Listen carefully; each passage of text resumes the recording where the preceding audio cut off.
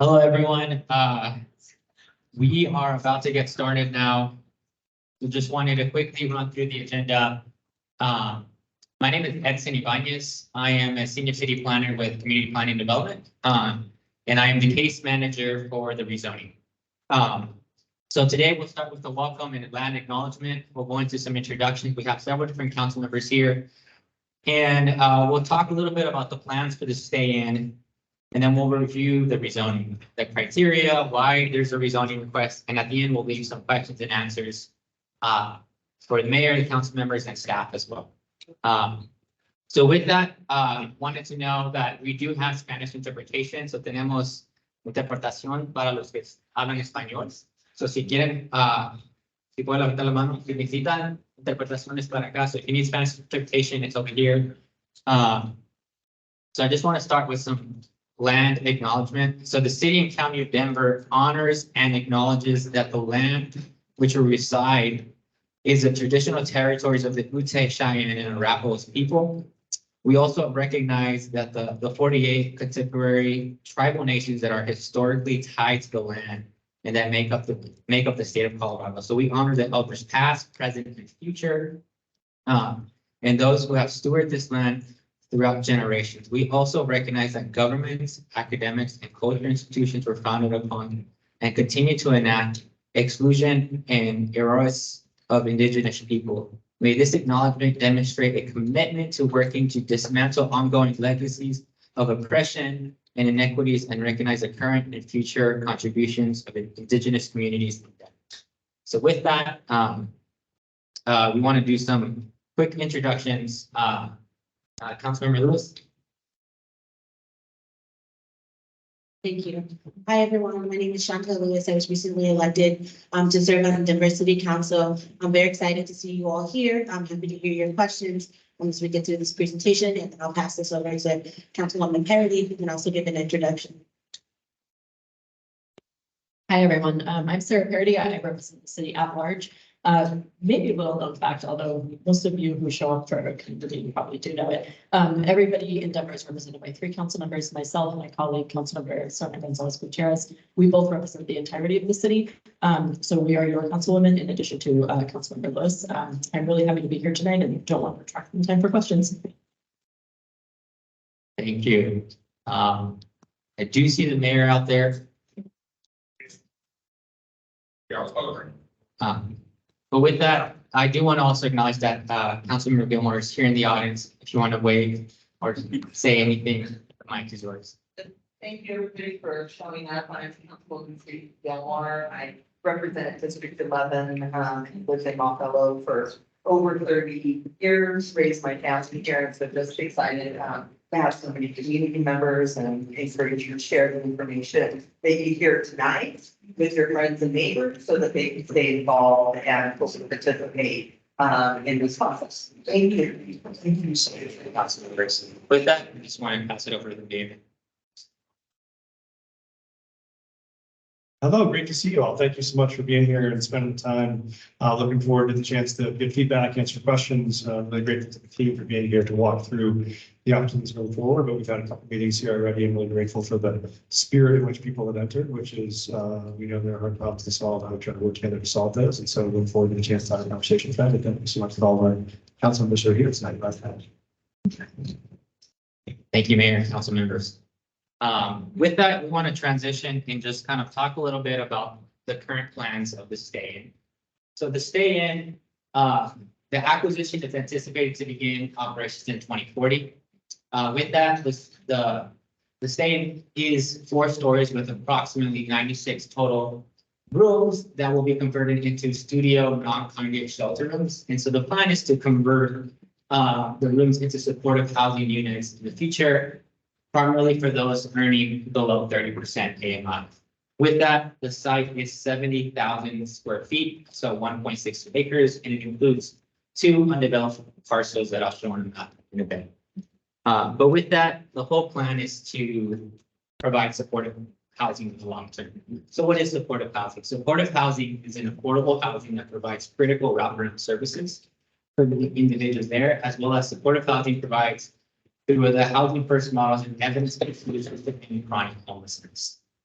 So with that, I want to go through the rezoning process. We're going to go with the proposal, the request, the location of the site, and we'll go through the review criteria and then just kind of next steps. So the site that we're looking at is 3 parcels, which are just located south of I-70 along Peoria Street. And the request is to allow for supportive housing. So the current zoning doesn't allow for supportive housing, so rezoning the site would allow for supportive housing. So the current zoning is ID UO2, which is a general industrial zone district. The UO2 is a billboard use overlay. And then the request is to go to an IMX3, which is an industrial mixed use up to 3 stories, and it would retain the UO2, which is a billboard use overlay. So just kind of breaking that down a little bit further. The current zoning, like I mentioned, is IB, which is a general industrial zone district, and what we're the proposal is to rezone to IMX3. So right now, multi-unit residential is not a permitted use under IB.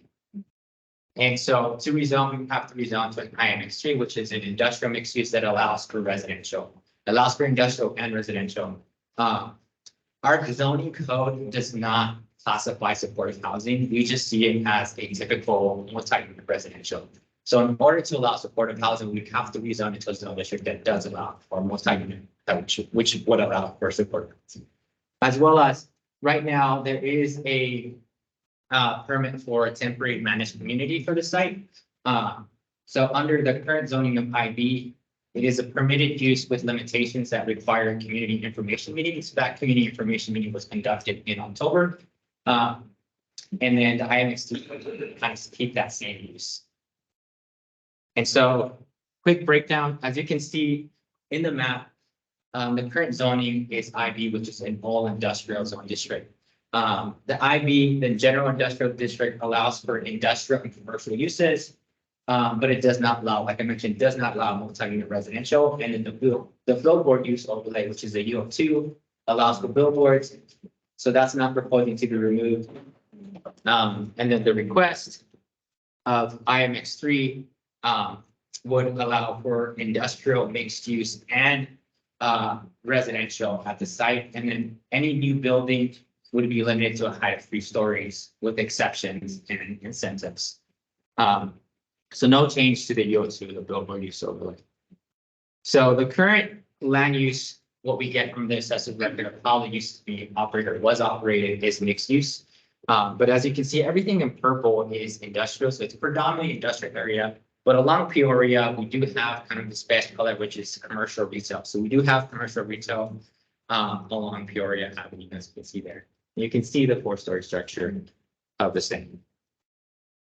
So now I want to jump into the review criteria so that whenever we're analyzing a specific application for rezoning, we have to look at the Denver zoning code and the specific criteria outlined in the Denver zoning code.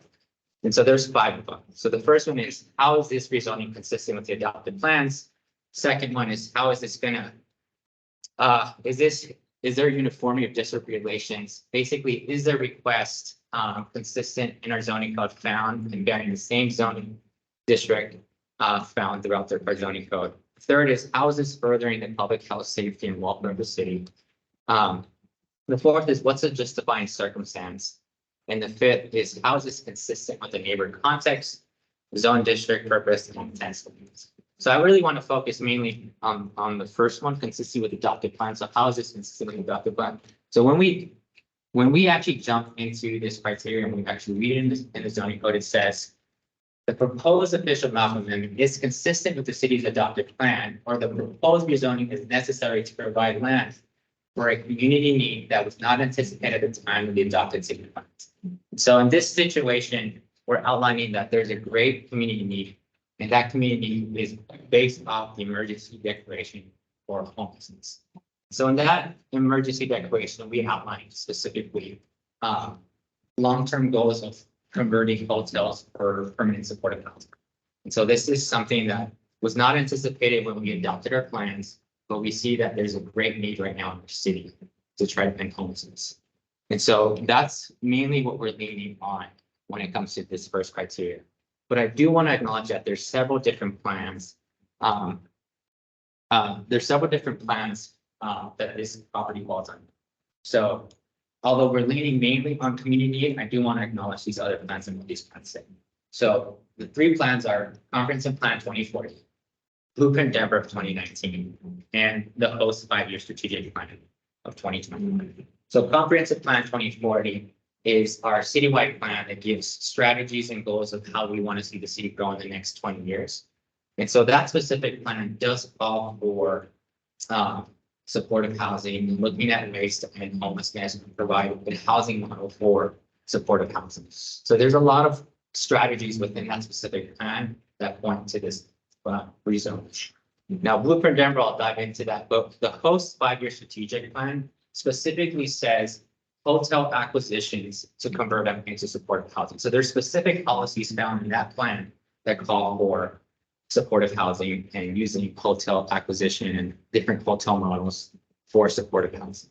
But I do want to acknowledge that Blueprint Denver classifies the stay in this specific area as a value manufacturing district.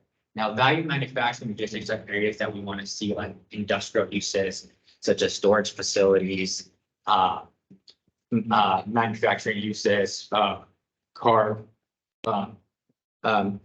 manufacturing, things of that nature. And it is in our value preservation here. So it's very at the border of it, but it is in our value manufacturing preservation. So these are areas that we identify specifically that we want to keep as industrial. So we do see that there is plan in this plan calling that this we want to preserve industry. So the uniqueness of this specific site is that even though it's surrounded by industrial uses, it's an industrial zone district. Currently, it's not an industrial use. It's a hotel. It's a mixed use, which is more commercial and hotel. And so with that, I just want to acknowledge that. And so we believe that it meets the criteria based that it's consistent with, there's a great community need and consistent with several different policies and recommendations within comprehensive plan and hubs that talk about supportive housing and hotel acquisitions for supportive housing. And so with that, kind of just talking briefly on the criteria on that, I want to jump into kind of like the next steps and where we're at in the process. So right now, the rezoning submission and the timeline has not been determined. So there will be additional notifications once that becomes a formal application. So right now, it's not a formal application. Right now, we're just having the meetings to get some comments on this specific rezoning or any thoughts on the criteria for the rezoning. But more importantly, no timeline has been set yet. But if you have comments on specific rezoning, you can email them directly to rezoning@denvergov.org, or you can email them to me at edson.ibanez@denvergov.org. So with that, we want to open it up for questions and comments if anyone might have. And so I will pass the mic. We'll go with this gentleman first. Thank you. I have a comment. 3 councilmen in districts are not impacted by any of this plan for housing the homeless. And you have states like Texas, you have countries like Nicaragua that are shipping in Haitians from Haiti and then flying them into the US to settle here. Are we going to become just a cesspool for every other country in the world? Because if we do not have some kind of border limitations, I see that happening before the end of my lifetime. And I'm 82 years old now. And so what I'm saying is that we need to stop this now. And if the whole city is not going to be impacted, if the whole city is not going to be impacted, and you're doing this selectively to certain areas like Montbello, doing it to Park Hill, this is not acceptable to me. And I would be out there like a bulldog fighting against it. Thank you.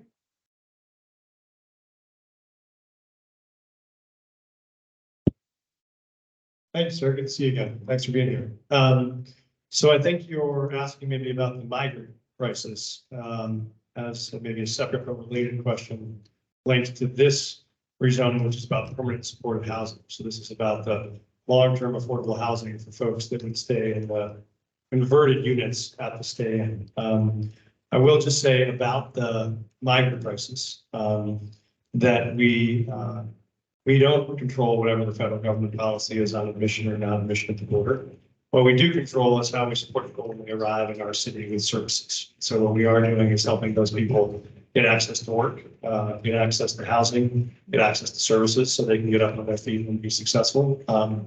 We don't have site for House 1000 or $91 or far northeast. So those, we did not go forward with the site. There was a tower right there, so we don't have a site currently. We are continuing to look at sites in all the districts, and that will be part of our ongoing process. As we look both in 2023 for housing options and for 2024. But tonight's conversation is really about permanent supportive housing units at the stay in, which are neither a part of the House 1000 effort or of our direct migrant crisis effort. They're really about the long-term use of that hotel for permanent supportive housing.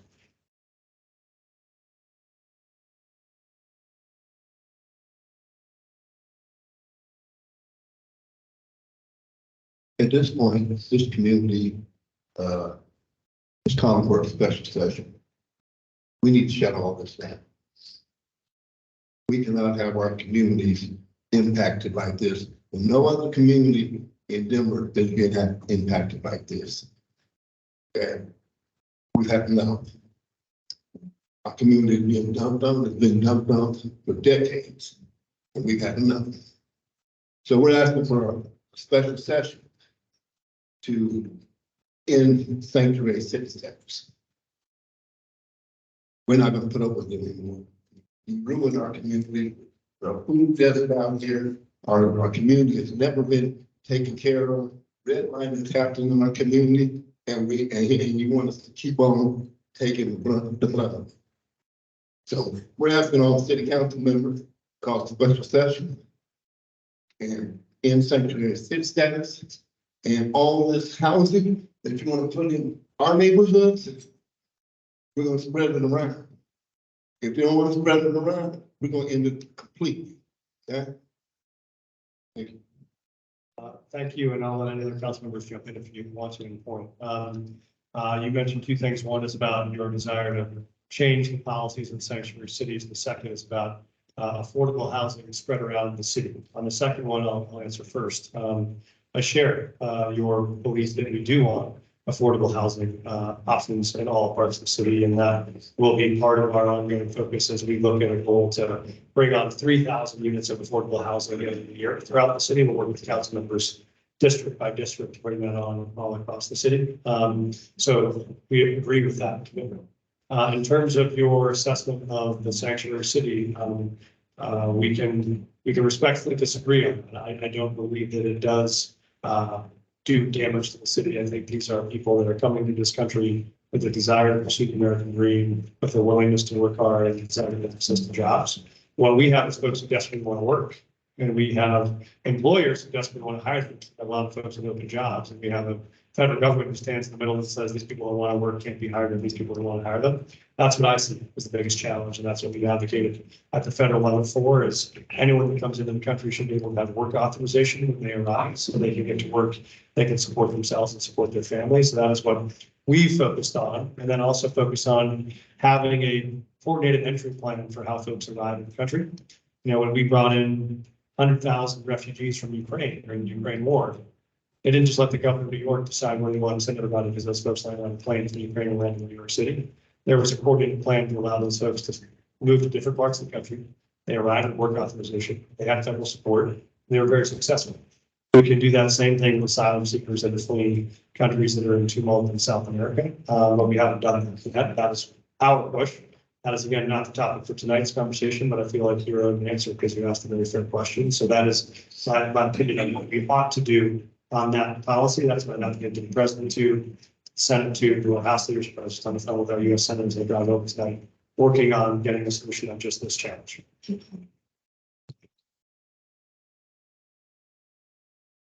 Got a question for you. I live at 29th in Quebec. Yes, sir. Been here for 30 years. And everything, all those hotels right along Quebec, I keep watching every day. They keep getting converted. Each side of Quebec. Why is everything concentrated right there? In this one area, the whole place? My next question would be, how are these places being converted and rezoned before the zoning's handled? I work right off of 37th. I see what goes on there on a daily basis. I've driven by this hotel for a year. I knew it was coming. Now these little tough sheds are all over the place that weren't there a week ago. How has all of this happened? And now we're doing it after the fact. That's not right. Things need to be spread out. Put up, take a parking lot in Cherry Hills or Cherry Creek, fill it up with tough shed and see how long see how that works out, because people won't put up with it. It's not right. And this is the first time in my life I've ever done this, but it's starting to irritate me. Began another thing. All the people that are coming here, they're really not the problem. They're not the homeless folks that I see on a daily basis, living in tents, living in campers, living on the side of the road. That's not these people coming across the border. That's here, and it's been here. There's a major problem there. Giving them and I mean, I know you're trying to do the 1,000 house deal or get rid of 1,000 people. And it's a couple weeks from now. It ain't gonna happen. And most of those people that I see, they don't want to be there. Giving them a place to live and nothing else. I mean, if they wanted to get help, there's plenty of places to get help. But everything is concentrated. That's one thing that really grinds on me, that there used to be no problem. We moved in there before the airport was gone. Everything was fine. Every week now, we got crap in the alley. More headaches than I can think of. And I just see it going down the drain. It just grinds on me. But that's what I got to say. Thank you for sharing, sir. I appreciate that. I mean, I live about 10 blocks from you, so I spent a lot of time at that Einstein's Bagels, which is probably across the street from your house. So I know that. Yeah.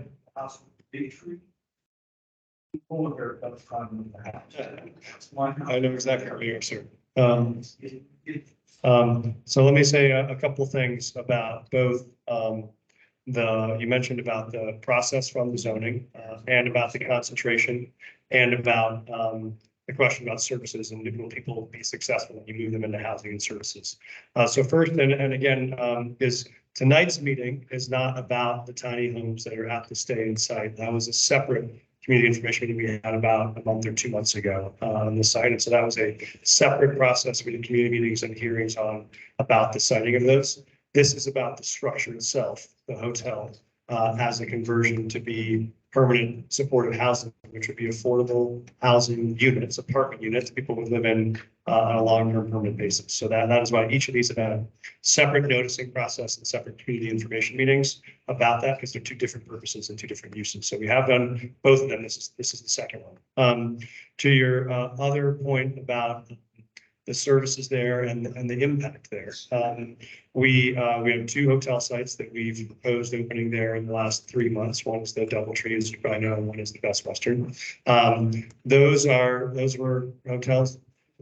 I'm just talking about the 2 that we've brought on as a part of this effort. And then I understand that I know about the Fusion Studios have been there as well. And obviously I go to the Chick-fil-A, so I know that site as well. That's the one that we just started on.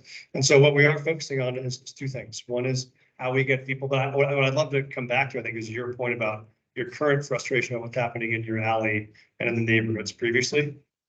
And what we're hearing, what we find is more and more folks, when they don't have access to housing and they are living outside in the streets or in encampments, both their lives are at risk. It's freezing temperatures and there are safety risks out there. We know those unsanctioned campsites are the most dangerous places in the city for individuals that live in that and folks that live around them. What we have shown to be true is that the opposite is the case if we can move folks out of those encampments and into transitional housing. And so for the 300 people we've moved already, two things have been important. When we went to those individuals to offer them housing, some folks said, people aren't going to take services, they won't go. 100% of the people that we've contacted and offered access to these housing units have said yes, and they have gone. And over the 120 days we've been doing this, more than about 95% of them are all still currently housed and receiving wraparound services on those sites, not just housing.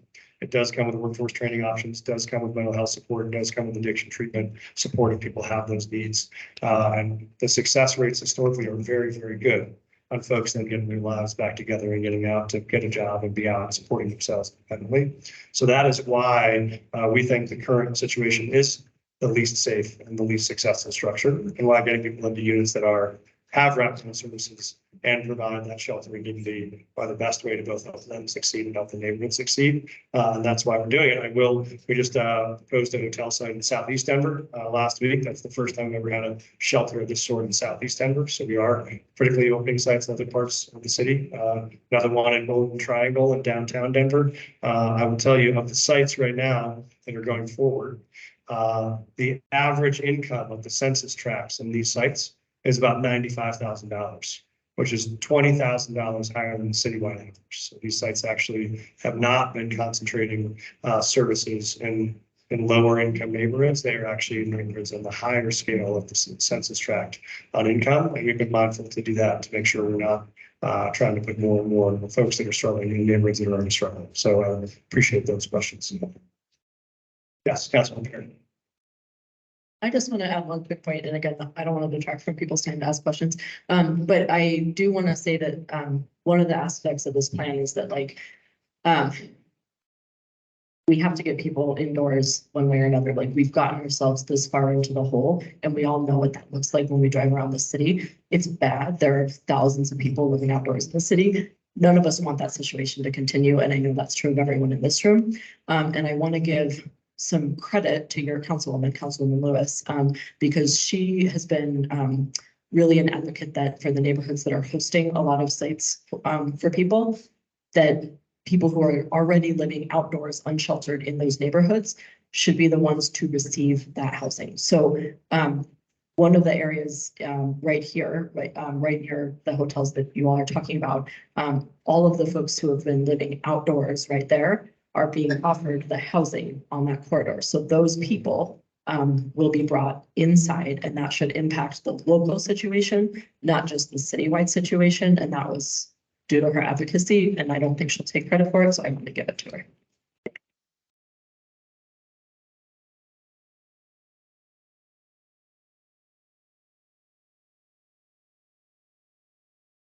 I have a question. I'm trying to understand why 50% is being earmarked for this area as opposed to spread out in small districts. Is this a good time to take a pause to look before we continue to convert and the aggregate of this area before we continue to explore? Sure, happy to answer your question. And again, just want to clarify for folks in the conversation. Tonight's meeting is about the permanent supportive housing at the stay-in site. So it's not about either the Best Western or the DoubleTree. We've had those community meetings already. I'm happy to address your question. I'm just letting you know about the purpose of tonight's meeting. And so when I describe this as that we are looking at this as this is not a one-year operation. We know we will work to successfully house 1,000 folks this year. We'll work to house another 1,000 folks next year. We have the budget already to do that. That means we have more and more sites that will be coming on, and we have sites that are in the works in districts all around the city. That's why we just brought the one on in Southeast Denver in District 4, which will be 220 units. And we are not at this point looking at any more sites in District 8. And so these were sites that were early good opportunities that allow the opportunity to get people into immediate services. You have a room that has a bathroom and a kitchen and a shower. Some of them have kitchens, all have bathrooms and showers. They have good access to public transit, have good access to food opportunities. So they are good locations for a number of those reasons. And we are also being mindful of the fact that we want to be able to have distribution around the city. So that continues to be a priority in future sites. That's why we're not looking at other sites at this point in this date for that very reason.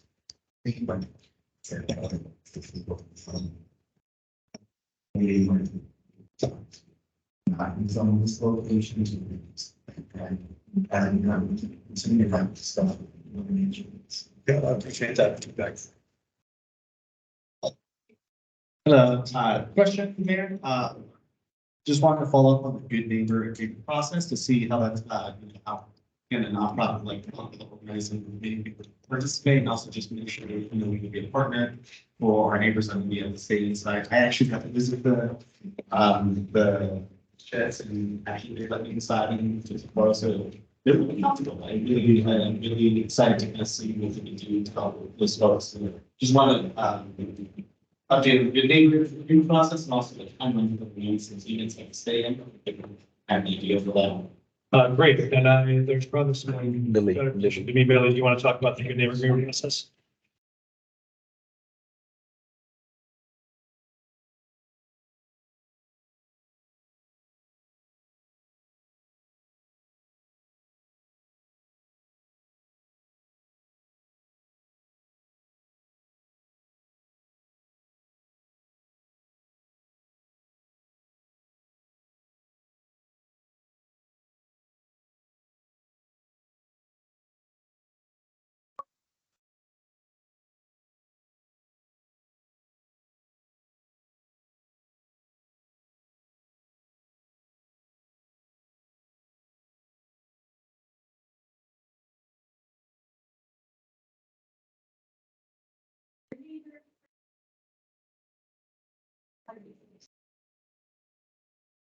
And I will say to Millie's credit, because we had a number of folks not only talking about the good neighbor agreement, but the community benefits agreement. And so we have had conversations with the mayor and his administration to make sure that we can have a conversation about the good neighbor agreement and the community benefits agreement and figure out what better serves the community overall.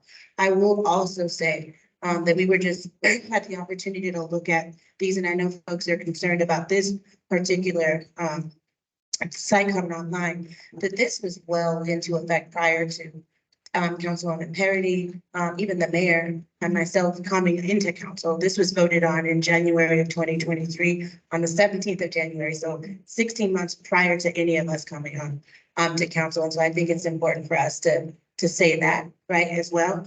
I think if we're looking at the rezoning and folks have asked about it is, well, we don't want the micro communities to be permanent. My sell is that the stay in with that rezoning is actually going to be long-term housing for folks. And I think that's what we want to move towards, is getting folks from being unsheltered into those long-term opportunities so that they are provided those opportunities to be more stable and to move from being from just thriving to surviving. And so just wanted to add that as well, like that's our intention as well as we're looking to how we house folks in the long term and recognizing what we've done in the short term or maybe even the past couple of years hasn't necessarily been working.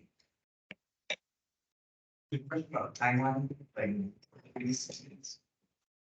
Do you want to do a timeline on when the units would open? Yeah.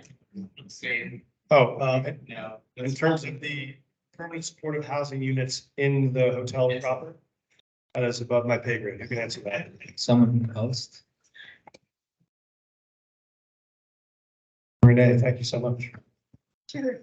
Hello, everybody. My name is Renee Gallegos. I'm the Deputy Director of Housing Opportunity in the Department of Housing Stability at the city. And we have been actively involved in this project and identifying it as previously identified. This has been been a part of our 5-year strategic plan for the Department of Housing Stability and is to the acquisition of hotels like this to be converted into permanent use.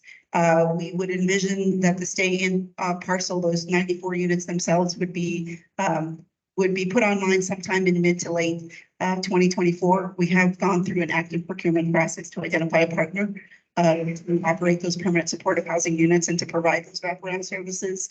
We're still in negotiation with them and we would need to get them in place And there would be probably some minor renovations to the exterior. There's already been extensive renovations to the interior to add kitchenettes to make them suitable for permanent supportive housing use. This lady said her hand up. When you were showing your map up there, what is the difference between the 1A and the 1B? So it's an I, so IA is a light industrial zone district and IB is a general industrial. So I is much more like lighter industrial uses, auto repair shops, things of that nature. And then IB are more heavy industrial that allows for both light industrial and heavy industrial and commercial uses. I have a problem with it. Is what you're saying. So the zone district IB or IA allows multiple different zone districts that is spelled out in our zoning code from light industrial, commercial. So the IB, for example, that the green zone district allows for general, we call it general industrial, industrials, multiple different zone districts as well as commercial uses. The IA is light industrial zone districts and commercial uses are wrong. So hotels. My follow-up, that is, on your map, does that indicate north of Peoria or south of Peoria? Location. So let me. I said, or south of, actually. The IB or I. Let me show the map real quick. So the IA is north. And then the IB, as you can see, is kind of, it's hard to see with the light, but it kind of surrounds the whole area. That, That's just north of the site. Yeah.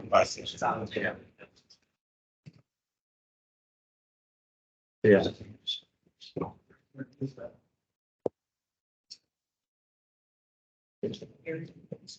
The area. Adams County, that line is Smith Road. Yeah. And it's south of, I see. Yeah. There you go.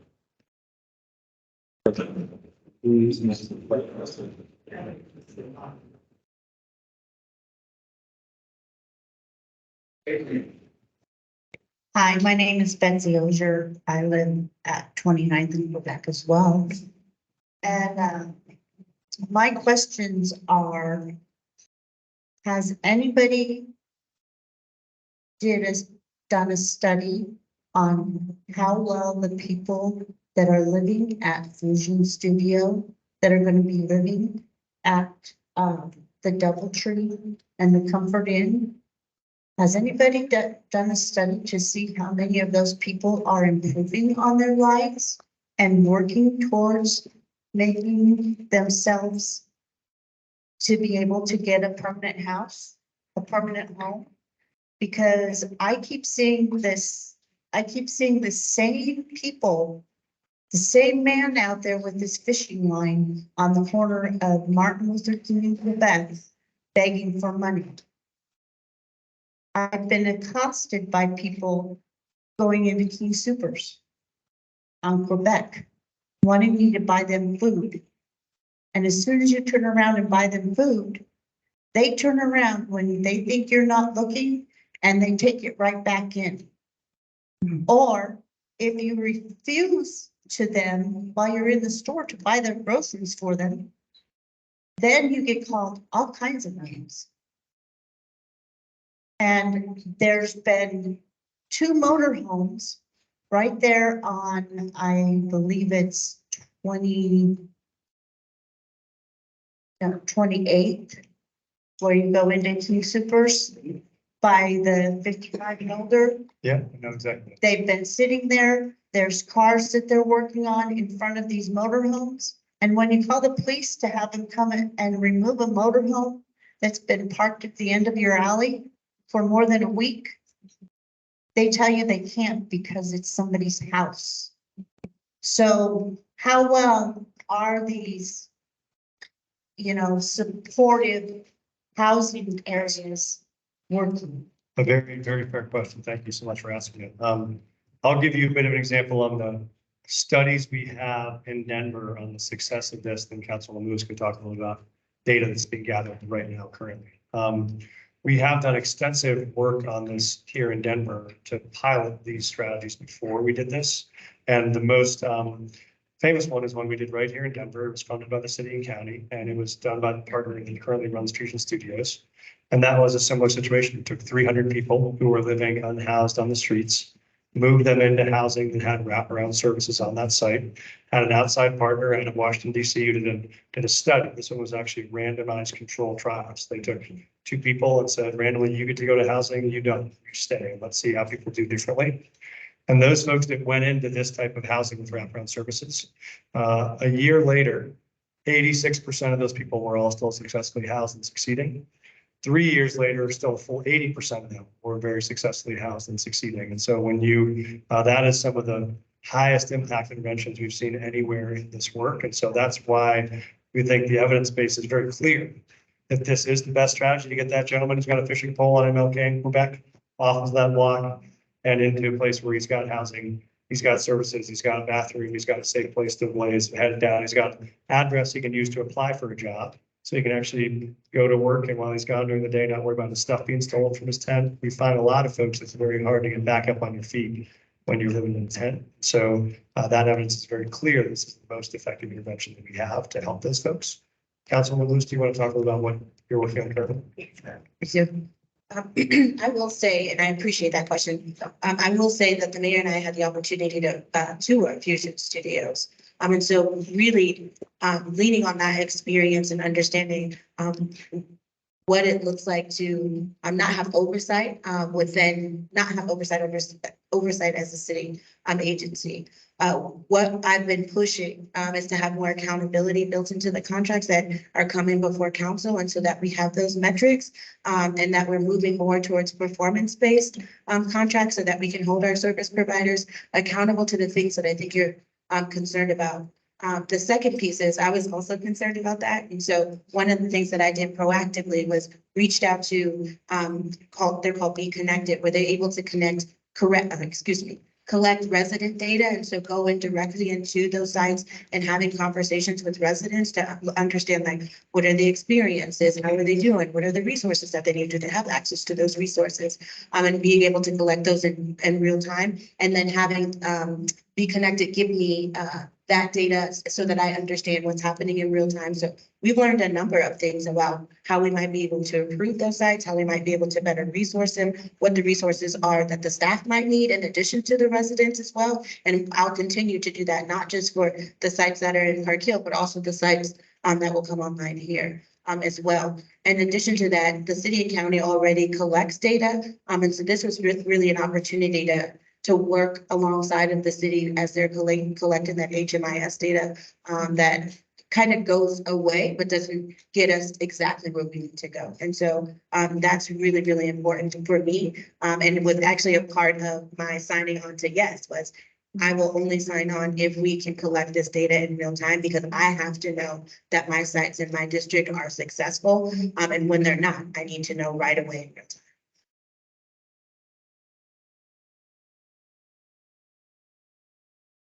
Fusion Studios, you came in and you redid the whole building. And it looked very nice before people moved in. Now the police are there every night. The fire department's there every night. I see them coming home from work every night. Windows are broken out. So Fusion Studios, you're telling me is not city owned and run by somebody else. So what is to prevent the DoubleTree, the Best Western, and all of these other places from looking the same way? So that answer is twofold. So when we first came into office, that was also a concern that I had. And so really moving the city from having our assets be owned by someone else and having us instead own our assets. And so that's what we have moved towards as a city to make sure that we actually have ownership of those assets.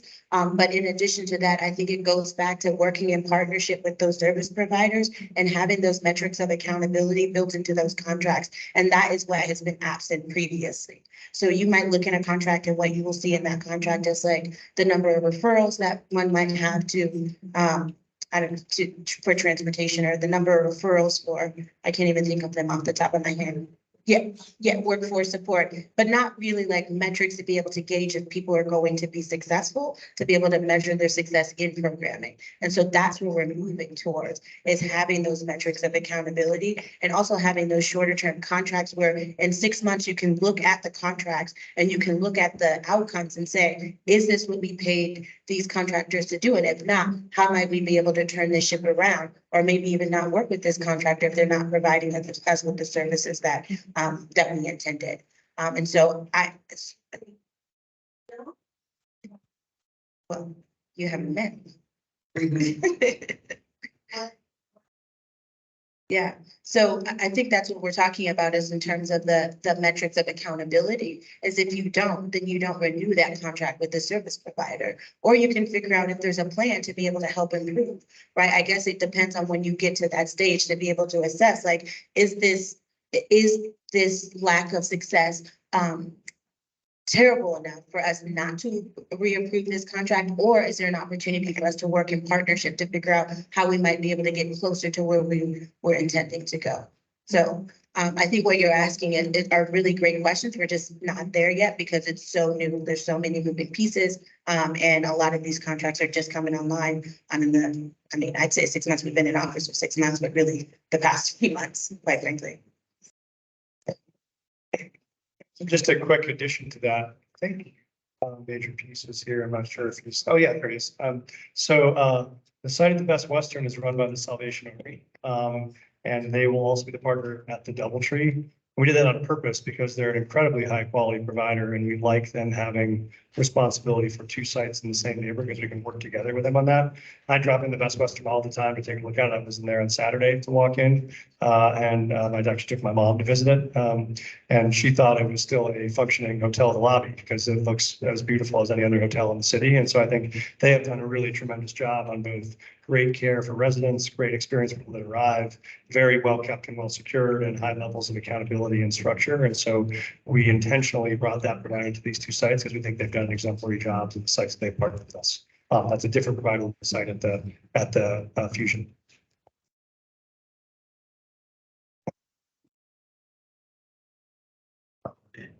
That is a different partner that is still privately owned by a separate hotel group that runs that. That is not the same provider.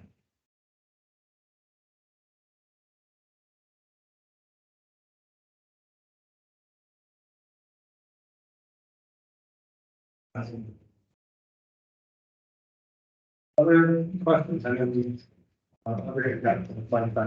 Hi. Yes, hello. Hi, my name is Amanda. Yeah, nice to see you again. You, and I live in District 8, but closer to the Quebec corridor. But on theme for this evening, in terms of converting an industrial space to long-term housing, that's also the plan for the Stay Inn and for the Best Western. And so I'm sorry, but I disagree with the use of the emergency declaration to make long-term plans and to put people in industrial areas in the long term. The map that you had up shows that just to the west of this site, it's zoned in the heavier industrial use that, oh goodness, it was C2. So I appreciated that clarification question asking what, so it was 1B is just beside it. So in terms of a built environment for people, that's not optimal for a long-term house. So if you need to do things in the short term to shelter people and get people off of the streets, while a longer-term plan is more thoughtfully created with community input, then you can use these spaces. But it just seems inappropriate to do a long-term zoning change with the plan of leaving people here when the emergency declaration expires. Some of the questions that have been raised tonight still point to the need for a regional meeting where the cumulative effects and just the overall plan of like how Cole Chandler has described that people are going to come into the DoubleTree and then be dispatched out to the Best Western, the Stay Inn, the Comfort Inn, and many sites. So like that's not, this how like people are going to be moving through these just isn't clear. And then as people are moving through these sites, what happens to the Sand Creek corridor, the Smith Road corridor, and how are those areas going to be monitored as, people are moving back and through. And then, the need to start something small, show success, then pilot it. So I know, Chantal Lewis, I've heard you say that we shouldn't refuse to house people now if we have the space. But if a horrible process starts and it doesn't go well because there hasn't been adequate time to scale it up, it's going to prevent us from housing people in the long run if we're not thoughtfully going about it to begin with. So housing as many people as we can up front could end up harming our ability to house more people later on if it's not done thoughtfully. And finally, when I walked into this room today, I felt myself being the butt of a joke by the director of parks, the city employee, Scott Gilmore, who was saying, when I go to the pickleball courts in Central Park, I see these people with their $500 pallets, and I know that they can just drive to another court if there's not enough space here. So just knowing that that's how city employees are talking about members of my community when they're just, one neighborhood over, I'm just baffled. So thank you. Thank you. Let me take a couple of those. First is, I know there are a lot of moving pieces here. The zoning decision tonight for the long-term permanent supportive housing at Stay Inn is not a part of the House 1000 effort. Has nothing to do with the emergency declaration. It was acquired long before I was elected to office, before this plan was ever created. It was slated to be permanent supportive housing. That process has been ongoing for more than 18 months. And tonight is the community information meeting about that process. So there's nothing about this zoning decision that has anything to do with the emergency declaration or with the House 1000 effort on a first step. On the second one, I think you talked about both the movement of people and the potential risk to affect long-term housing success and what happens if we rush into something. This city has been working on this problem very diligently for 20 years, right? If you remember when John Hickenlooper was mayor, long before he was governor, long before he was US Senator, there was Denver's Road Home, which was a very diligent effort to focus on getting people from homelessness into housing. And there have been 15 years of lessons learned since then. I've been working on this problem directly for 5 years, many people have been for much longer than I have. And that has been about very deliberately testing what ideas work and what ideas don't work. We have traveled around the country. We looked at other cities and regions about those successes. It is no longer a mystery about what works here and what doesn't work. And so this is why even the research that I cited to you, which is there's a study by the Urban Institute, which was a study of Denver's project linked to this exact strategy, which is now the gold standard metric for what we know works successfully getting people from homelessness back into recovery. It's totally clear. There's no debate about the evidence. The question is now the will to scale that, because what we do know is we do have the 1,500 people who are living unsheltered in the streets every day. That is a huge risk for their lives. We've had more than 50 people who have died outdoors just since we were inaugurated in this city about 6 weeks ago. So that crisis is real for them. And the crisis is real for neighborhoods around the city that are affected, for folks that have businesses that are negatively affected by encampments, or residents that are, or public parks that are, or sidewalks. And so we view this as a real crisis. I think the city does. About 70% of Denverites say this is the single most important issue the city faces right now. And for better or for worse, whether you voted for me or not, when I ran for mayor, every single time I opened my mouth at every single one of the 200 events I did across the city, this was the first thing I talked about. And this was exactly what I said I thought we should do. And I raised it deliberately to say, if the city does not want to do this, that's okay. They should elect a different mayor. If they do believe that this ought to be the top priority, we ought to use the evidence base of what we know works. We want to use that evidence with urgency to be able to scale that solution. then that was the reason I ran for mayor. And so I feel like I've been hired to do this job and I want to do it well, but we would never do it without an evidence base to support it. I view the last 20 years as the effort to build that evidence base that those of us that are here now can take action. And I will say that's why Councilwoman Lewis and I put together to bring together a group to look at exactly this. So you mentioned, should there be a community conversation about the collective impact or the collective efforts around here? And we are doing just that. Millie's efforts that she described are about both a good neighbor agreement and a community benefits effort. And also we have an ongoing advisory group of people from both Park Hill and Central Park who include business owners, include residents, include neighbors, who will be able to meet regularly to give Councilwoman and me feedback about how this is going so that we do succeed. That is my King Soopers. That is my Home Depot. I also drive home every single night and stop by and see what's happening at the Fusion Studios or at a Home Depot or in Walmart. And so that is in all of our interest to make this a significant success. And we are committed to doing that with you every step of the way. So we are not walking away from this problem or this partnership. We plan to be very closely connected to the implementation, even more so the initial design.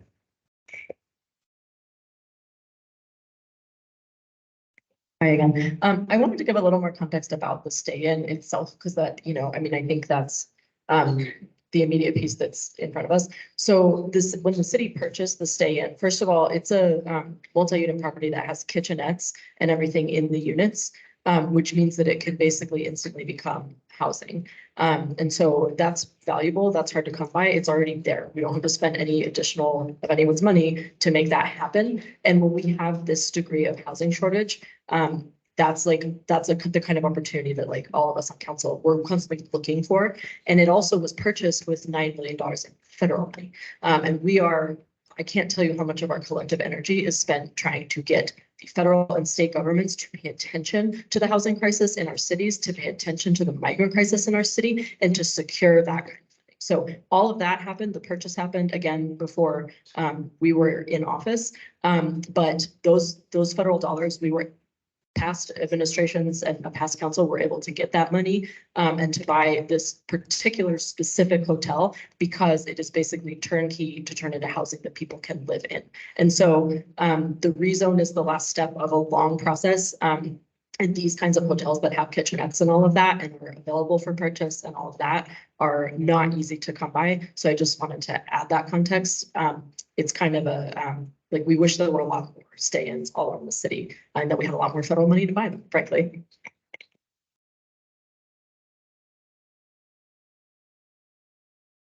I know we're happy to do the last couple of questions. I know we're one respect this time to go, but I'd love to take a couple of questions if we're still having. Well, my first question is about the stay-in. I remember there was a hotel downtown, the Aloft. And after so many months, the city had to put out a lot of money to have that redone because it was destroyed. So if we've already purchased this, I know that, I remember when it was purchased. What are the plans? Are there rules in place? If you're living there, do you have to live a certain type of way? Will people be checking the rooms occasionally? Will they have to keep those clean to keep from preventing bugs?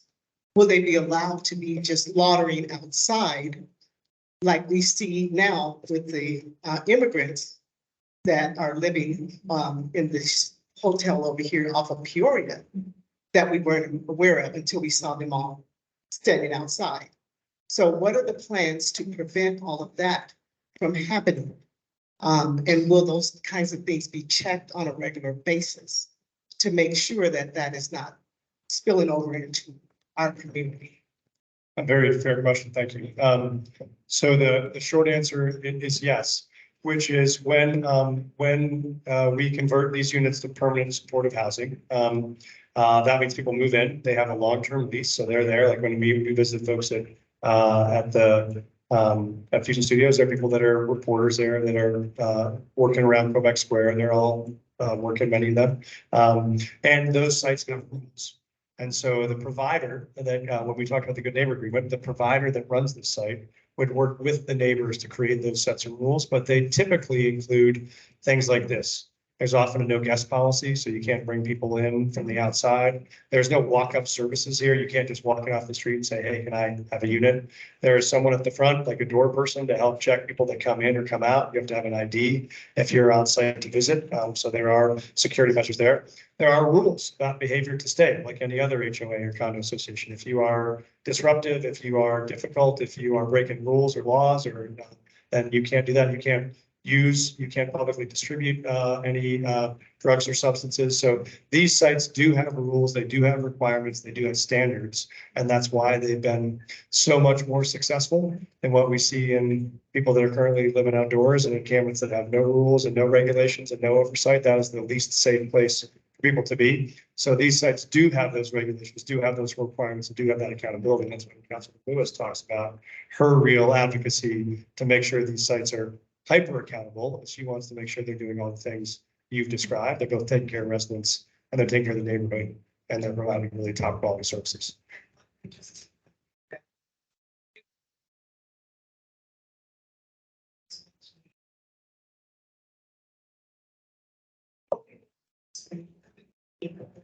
I mean, just writing down that day and I said, I feel sorry for the hotels that are still actually in hotels. How do they survive when they have those things next to them? So we have to think about how we figure out looks to everyone. And if they are not taken care of, if there's an open window, it's not near, it's 24, 48, 72 hours. Then at the end of that contract, and if you're not doing what we need to do, then that needs to be revisited and not, oh, we're gonna let you spend it here, then it needs to be on part, no. Because I don't want to drive down the street, to see the stadium looking like that, or anything else with folks standing outside and watering and harassing people in the neighborhood. We want it to be an asset to the community, not a detractor. I think that's what Councilman Lewis is entirely focused on, and I agree. And that's why I want to partner with those folks to say this should be kept like any other high quality condo or apartment building, which is people want to love to live there. People want to love to be next door to it. You want to have a business on that street that's successful. And so we are committed to all of the above, both the sites being successful and the neighborhoods being successful, and both partners have influence on that decision. That's why I want that accountability to inform those decisions. Great question. So I think just to keep track of that, do we have 1, 2, is it 3 more? Is that right? 1, 2, 3. All right, here's what maybe we'll do if it's okay, because I just want to respect folks' time. We're about 15 minutes over. I'm going to get to all 4 of your questions. What we'll do is we call this sort of the speed round, where we'll let you ask the questions. You just try to do it in 30 seconds. And we'll come to each of you, let all of you ask the questions, and then we'll try to answer them all together, because oftentimes there are themes or they align, but we'll answer each of them, and I'll let the other council members jump in if they want to. But if you would just ask it in 30 seconds, we'll take notes on it and get to each of the 4. Yes, sir. Okay, I want to congratulate you on being a good neighborly mayor, and I appreciate that. My question to you is, what are the limits? Everybody has a limit. Is it 1,000? Is it 2,000? Is it 4,000? Is it 1,000 per year that you would make? And I would wait for Councilwoman Lewis and Gilmore to follow up by saying, are you going to place levies on the mayor for these goals that he may set that may be above 1,000 or 2,000? Fair question. Yeah. Can we do all the questions? Can we do all the questions? Go back to that? We're going to come back to that. She's ready. Yes, ma'am. Good evening. I just have one concern, and that is, I know you have service providers, but I would like to see the city do other things outside of the service providers. And that is, I travel the Quebec Street corridor, and I travel the Peoria Street corridor, especially over the bridge and under the bridge. And the trash and the waste, it is just unbelievable. And as the welcoming council district 11 and 8 for visitors coming off the highway, going to the hospitals or any place else, to see that amount of trash and weeds that are growing is just unacceptable.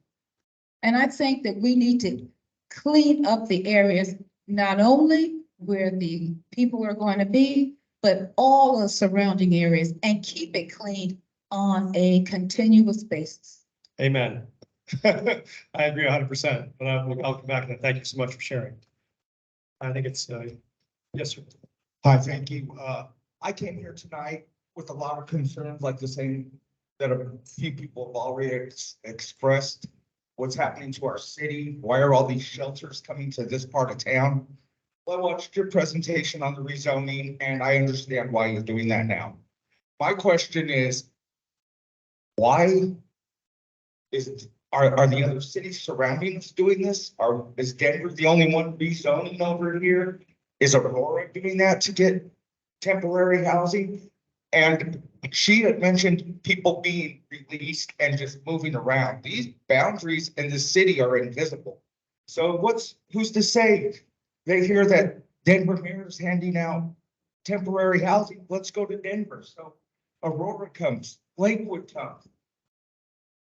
Yeah, where's our governor on this? Yeah, great question, sir. Great question. I'll be happy to answer that. I think we have one more, or is it the last one? Great. Did you have a follow-up, ma'am, you wanted to do?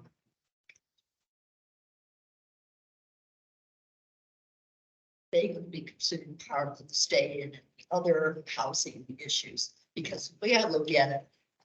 Our US citizens are out there, they should get first priority. At one time, they were a worker, and these people are coming in. You know, when our ancestors came in, the government didn't give them housing, food. They had to make it on their own.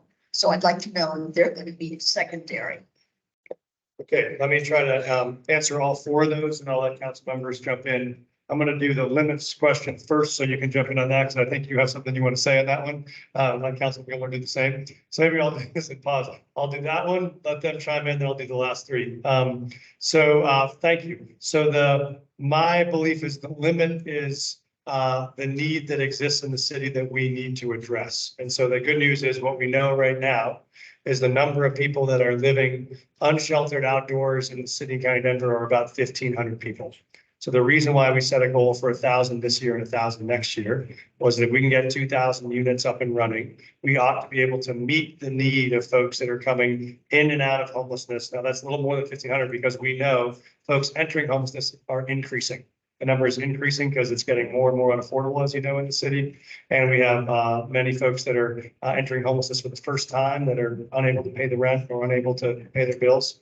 So we believe that those 2 years of investment to get those units up and running should be what we need to then have a system that makes, we can't prevent someone from having a medical crisis or losing a job or ending up on the streets, but we can make that short and we can make it safe to get them quickly back into the system of supporting on their feet. So our goal is this year and next year should be the total amount of units we need to be able to solve that cycle. That is our goal. And we have that in both next year's budget as well as this year's budget. Actually, I'll do the three quickly and let you jump in. I would just say to this, ma'am, you are 100% right, and I 100% agree with you. We need to be able to keep all these sites clean. We need to keep the neighborhoods clean in general. We want the entire city. Feel free. I was a school principal for a long time, so I used to walk the hallway every day and pick up every piece of trash in the hallway, because what my dad used to say when I was a kid, we would walk to town and pick up trash. I'd say, Dad, that's not your trash. He'd say, when it's your home, it's always your trash, right? And so the way you treat your own city communicates to visitors, communicates to other neighbors, communicates to outside residents. And so we need to have a higher standard of impact on that. And we will do that together with our team at Transit Infrastructure and Transit to make sure we do a good job there. So hold me accountable to that. Sir, thank you for your question on regional responses. The short answer is yes and yes. So the city of Aurora is right now pursuing some of the very same strategies here around bringing on either, they do have some tiny home communities like the ones that we'll see at the Stay Inn that are already up and running there that have been successful. They are acquiring hotels to do the same thing. And impressively, they have reached out to us to partner on this very ID, which is to say, right, no one knows where the Aurora Denver County line is, right? You just walk across either way on both axes, you're not sure which side you're on. And so we do want to partner with those cities to do that. We've talked to people on the west side, same thing, Lakewood and Jefferson County. So we've met with mayors and county commissioners to make this a regional approach. And that is what we're focused on. I will say, you asked a very fair question. If we do this Well, people come from all around the country to Denver to want to be homeless here. There is no evidence right now to support that. I will tell you right now, 84% of the people who are homeless in the metro area of Denver are from the metro area of Denver. Same with, even in places like San Francisco, which have far more dollars invested in homelessness services than we have. 90% of the folks there are homeless that are from that region. What is common is those places that have very high numbers of homelessness are folks that have very unaffordable housing prices. So that is the problem we have to solve, is make more affordable housing available so folks aren't pushed into homelessness. But we will collaborate with those other regions as part of that comprehensive answer. So to your question, ma'am, we have looked at these populations differently because they have different needs. So we do have, and I will remind you that many of the folks that are arriving as newcomers or migrants to the city are not coming here because they chose to come to Denver. They're getting put on a bus by Governor Abbott in El Paso or Texas and being sent to Denver, not knowing this is their destination, even though they had family they were going to see in Chicago or in Boston or LA or Vegas. And so they're not all here on their own volition, and we're trying to help them be successful. And those folks that do here, every single person I talk to that is a migrant, the first thing they say to me is, don't want charity, don't need any public support, all I want is a job. I just want to work. So our belief has been those folks want to work, employers want to hire them. We want to help them get access to those jobs so they can support themselves, which is what they want to do. And that is our direct focus. So those people have a short-term stays as they transition into the workforce here in Denver. But that is a totally different project and support and different budget than what this effort is focused on, people that have been chronically unhoused in the city and county of Denver as the correct target. But we think we can be very successful with both populations with different supports and services. That I'll leave it to the council members to jump in to answer question one, and Councilman Perry, if you want to jump in on any of these questions, love to open up to all of you. Councilwoman. Thank you so much, Mayor. I appreciate it. So in terms of your question around the limits, so for 2023, and the House 1000, District 8 is closed. The mayor and I have had extensive conversations about additional sites coming online. That is not a conversation in which I'm willing to entertain. And so while I've been in partnership and in lockstep with the mayor to make sure that these come online, in 2024, I'm really going to be reliant on other council members to make sure that those sites are coming online within their districts. We've really front loaded and led in District 8. And so we're really excited about the opportunity to see folks get housed and off the streets and not risking their lives or their limbs. And in 2024, that responsibility goes on to the shoulders of someone else. It is not me. And I'm very excited to see council members in District 7, in District 4, in District 9 really begin to bring those sites online. And so I trust that they'll continue to work in partnership with the mayor and his administration to make that happen. In terms of your question around doing something differently, I really appreciate that question. And it is something that I've been doing from my own council office. And so we have been partnering with the hotels and the shelters within District 8 to partner with the Give Back to come in to do haircuts on a very regular cadence for the folks that live within both the shelters and the hotels that have come online. We have worked in partnership with the mayor to bring trash and toilet services to folks that are living in encampments within District 8, so that folks who are actually in tents. And we've also paid out of our own council budget for the Hedgewater protectors to come and to provide wound care, water, things of that nature, even cleaning up sites when we've heard complaints about trash and things of that nature. And so I actually really appreciate you asking that. I'm hoping for that to be more expansive in 2024 and as I lead for the next 4 years, but would love to work in partnership with you to think about what that looks like more holistically and comprehensively, because I do think that's where we should be going. Regarding the conversation about the migrants that are coming into our city. And if you've heard me speak, you've heard me say this, there is not a scenario in which I would pit migrants against those that are unsheltered in our communities. I do think that there's an opportunity for us to hold both, right? To hold the opportunity to be able to help our migrants and also to be able to help those that are living unsheltered in our streets. And I think we're doing just that. House 1000 is specifically about those that are unsheltered, but District 8 will have another site come online that is specifically for migrants. migrant families. I would love the opportunity actually to shout out Central Park, and our Central Park moms who have taken the lead and have worked in partnership with our office to come and bring resources to folks who don't have things like beds, who don't have jackets, who don't have clothes for their kiddos, who don't have formula. And I trust that District 8 will continue to lead in that way, and that Central Park moms will also continue to lead it that way. But I just hope that we can hold both of those at the same time, and not pit two very similar communities with different needs against each other, because I think we are much more sophisticated to be able to come to solutions that address both. That's it. I like y'all. Is there plans and periodic community meetings? Something like a something that you need. Yeah. Okay. Yeah, and I will be in the district every quarter to do town halls with Councilwoman Lewis and same with Councilwoman Gilmore, and say if they have, so we'll be there. I'll be there quarterly. We'll be happy to host them to check in regularly. Yeah, and then my staff just reminded me that we are piloting our monthly meetings in January. So yes, awesome. So happy to do that. I'm so glad you asked that. We have a newsletter and you can sign up for it, and I will give it to you when I leave, because when I get back to my computer, because I don't know it off the top of my head. But if you ever want to reach out to my council office, it's District 8, the number 8 at denvergov.org, or you can reach us at 720-337-8888, 720-337-8888. And since I have the microphone, if you're interested in coming to the Hiawatha Davis Senior Luncheon on Friday, please do. Oh yeah, we sold out, my bad. Oh.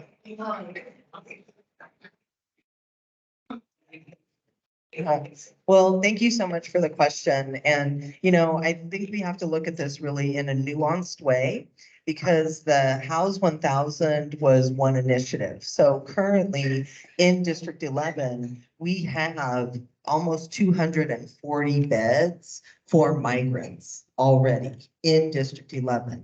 And so I think we need to look at this as everybody has said, in a holistic manner, that we're also taking into consideration those who are experiencing homelessness, but also the newcomers to our city that a council district is also housing, because we know historically, especially in communities of color, that we have been resource depleted. We have never had the resources that we need that compare to other affluent neighborhoods in the city and county of Denver. And so along with this initiative to get people housed, we'd also like to understand what the additional resources are going to be to those very same communities of color that are now having most of the House 1000 in that district. And so we need to really look at this from an equity lens. And, during this emergency declaration, you only have to notice 21 days, and the zoning process is very truncated. Well, now, because the mayor has committed to not extend the emergency declaration, what is probably going to happen is then the affluent neighborhoods in our city will now get the benefit of the full rezoning process, where it has to go through the planning board, where there's many more steps. And so again, that's another concern about equity that we need to figure out how we're going to address, because we're already a certain distance down this path. And like everybody has said, folks don't recognize boundaries. Well, when you have the Crown Plaza that is on the boundary line between Denver and Aurora, and we've heard rumors about Crown Plaza, but I think it's a good example of anywhere in Adams County or Arapahoe County or surrounding counties where they might see what Denver's doing and say, well, great, this gives us a great opportunity to buy up a hotel. We don't have any residential around it. There are 0 Aurora residents around Crown Plaza, but very near, there are Denver residents. And so that's where I think we need to have a very strong mayoral administration to make those conversations a necessity, and where we're pushing back and partnering in different ways so that we don't see all of the 20, 30, 40 years of work that we've done in Montbello to build up our economy, all of a sudden slashed in ways by not having a regional approach to this issue and this problem. And the last piece, trash and maintenance is really important, but transportation is something that we didn't really touch on tonight robustly, and transportation is going to be important because even for our newcomers to the city, when we're placing folks way out in District 11 and there is no reliable bus service, I have to question why we're using certain hotels and we're maybe not using other hotels in other parts of the city. And I've just been told our real estate is cheaper out here. Well, when you talk about economic equity, we've got to have some give and take. And so I'm sharing with you my concerns that I've been bringing forward, and I hope that we can continue to partner as a community and with the administration and with other council offices to make sure that we're putting equity at the forefront of all of these decisions for everybody who is involved, especially those who are experiencing homelessness and folks who are newcomers to our city. So really appreciate the question. Thank you so much. A couple of clarifications before you go. One is there is no change to the zoning process by the emergency declaration. No change. So the zoning process has a 21-day notice, which we did for all these meetings. Then after that, it would be filed by city council. Then it goes to the zoning board. All those processes have still been followed at the exact same pace. They've been followed that way this year. They've been followed that way next year. Full stop. Super important on that front. Second is what was the other one I wanted to make sure and mention? Second is in terms of these sites that have moved forward. Those sites are, 5 of those 7 sites are in census tracts that are wider than the city of Denver as a whole. So they are actually not disproportionately populated in communities of color. It is quite the opposite from those sites that move forward. And so I think that's critical. In fact, those sites that we released and did not use also were disproportionately in locations that, those places actually were lower income sites that we released than the sites we moved forward with. And so I think that is important data on the way we've looked at how we make sure not to concentrate need in sites that are either lower income or more communities of color. That data is critically important. We will look forward to be partners with you on this going forward. Looking forward to staying in conversation and being present. Thank you all so much for joining tonight. If you do want to get involved in our Good Neighbor Agreement, please talk to Millie afterwards. Anything else we need to do for the good of the order before we close? Not sure I can see, but anything else? We're good. Okay. Thank you all so much for being here. Thank you for staying committed. I appreciate your partnership. Looking forward to chatting more about this work in the road ahead.